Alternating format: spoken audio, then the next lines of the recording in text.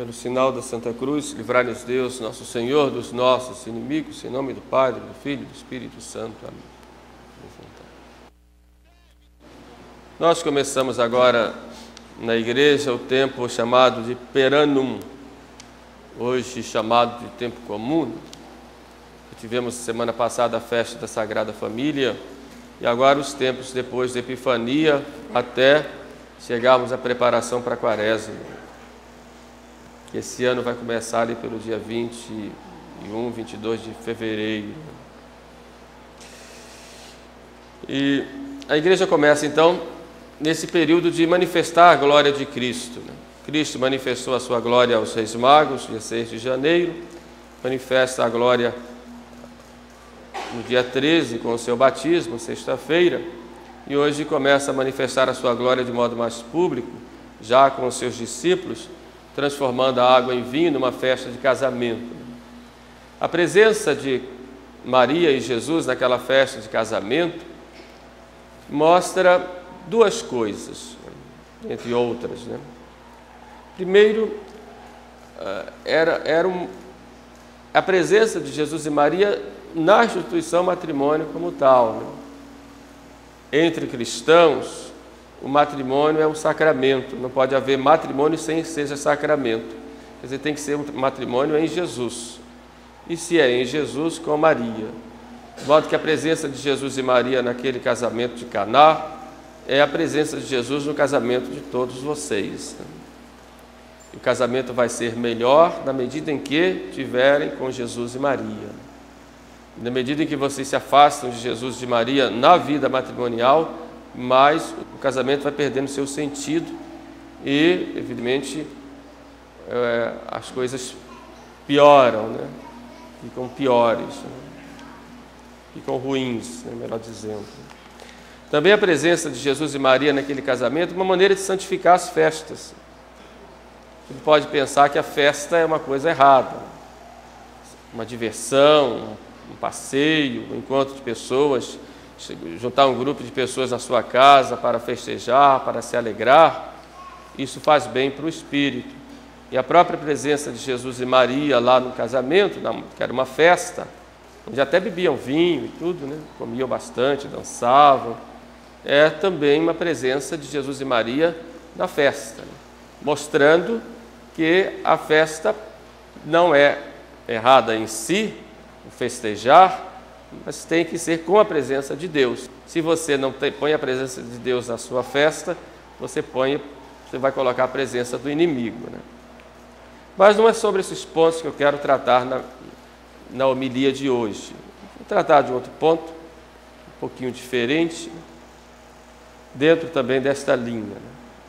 Nós vimos que lá em Caná da Galileia houve um milagre. E qual foi o milagre? Jesus transforma a água em vinho. Foi um milagre físico ou um milagre espiritual? Físico. A água em vinho. Faltou vinho, ele transforma a água em vinho. Isso porque nós somos corpo e alma. A atitude de Jesus e de Maria foi uma atitude de caridade, de remediar uma situação material que havia lá entre aquelas pessoas. Uma grande dificuldade daquele casal pobre que na festa de casamento enfrentou aquele problema. Fez um cálculo, deu outro. E certamente as pessoas iam sair falando. Se vai uma festa não é bem servida, as pessoas comentam, e é ruim isso. E foi exatamente isso que Nosso Senhor quis evitar fazendo aquele milagre. Na realidade, Deus, Nosso Senhor, nos deu muitos bens. Bens espirituais e bens materiais. Os bens materiais foram dados, o dinheiro, nossa casa, as compras que nós fazemos todos os meses. Todos os bens materiais que nós temos, eles são bons, pertencem a Deus, mas eles têm uma função de serem meios que nós usamos aqui na terra em vista de um bem maior, que é o bem do céu. Um dos grandes erros da teologia da libertação é falsamente prometer um paraíso aqui na terra. O que é que fazem muitas vezes os políticos quando querem ganhar votos? Prometem que aqui na terra vai ser um paraíso. O que fazem, por exemplo, os governantes quando fazem propaganda das suas obras? É dizendo que antigamente aqui era ruim, agora virou um paraíso. E muitas vezes as pessoas bobas se deixam levar por isso e terminam acreditando, achando que aqui vai ser um paraíso. Claro que não.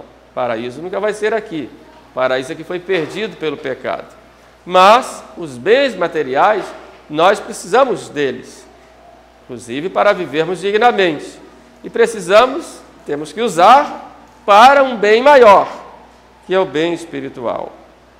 O bem material que nós temos, nosso dinheiro, nossa casa, nossos objetos, tudo isto, eles não nos tornam melhores ou piores. Aliás, eles não nos tornam melhores, só nos tornam melhores ou piores de acordo com o fim que nós damos para eles. Quem tem mais condição material tem mais responsabilidade, porque é administrador de bens maiores. Então, quanto mais você tem, mais você vai ser cobrado do modo como você administrou aqueles bens. Por isso, tudo que nós temos de material, isso só aumenta a nossa responsabilidade do modo como nós administramos estes bens. Com os bens materiais, nós podemos adquirir merecimentos. Se eu tenho, por exemplo, um carro, aquele carro serve para eu trabalhar, eu vou adquirir merecimento usando aquele carro para trabalhar, para manter a família. Se uma pessoa está doente e pede socorro e eu levo para o hospital, aquele bem material me ajudou a ter um bem espiritual para mim e para a pessoa a quem eu atendi.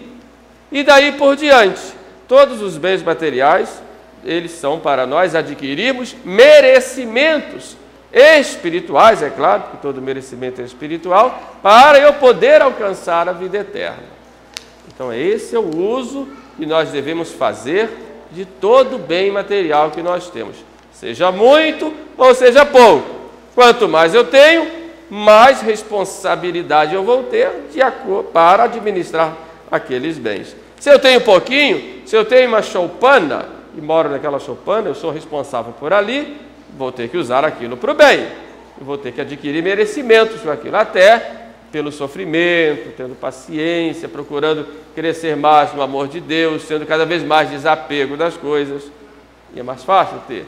Se eu tenho mais, tenho que usar em prol dos outros. São os santos, sobretudo Santo Agostinho, São João Crisóstomo, os santos padres em geral, eles diziam que os bens materiais que eu tenho, a mais do que eu preciso, eles não são meus, eles são dos pobres. E quando eu dou aos pobres uma esmola, na realidade eu estou devolvendo aos pobres aquilo que é deles. Por quê? Porque aquilo está me sobrando, não é meu. Deus é que é o Senhor de todas as coisas. Ele é que tem todos os bens. Então essa igreja pertence a Deus, essa escola pertence a Deus, a nossa casa pertence a Deus, o salário que eu recebo no mês pertence a Deus. Por isso, quando eu dou o dízimo, eu dou uma parte daquilo que recebi, eu devolvo para Deus, a outra parte eu utilizo no meu dia a dia para as minhas necessidades. O carro que eu tenho pertence a Deus, minha casa, minha roupa, todos os objetos, tudo isso pertence a Deus. Nós somos os administradores dos bens que Deus nos deu. Por isso, quando Jesus apresenta aquela parábola do administrador infiel, o Senhor chama, dá conta da tua administração. Não poderás mais ser o meu administrador. Um dia, Deus vai nos chamar e pedir contas da nossa administração. Então, como eu estou administrando aqueles bens que Deus me deu? É triste a gente ver muitas vezes pessoas que têm uma vida até de dificuldades e depois começam a ter mais condição financeira, ou porque conseguiram um trabalho melhor, ou porque montaram um negócio, ou porque conseguiram uma promoção. São graças que Deus dá para nós, né? Mas aí o que vai fazer com aquilo? Aí já compra logo uma casa na praia, aí já começa a sair para balada, aí já começa a ter um carro melhor e vai para farra. Quer dizer, o bem que Deus deu para ele usar para o bem, ele começa a usar para o mal. Ah, que saudade do tempo que não tinha, porque aí era muito mais santo. Entenderam?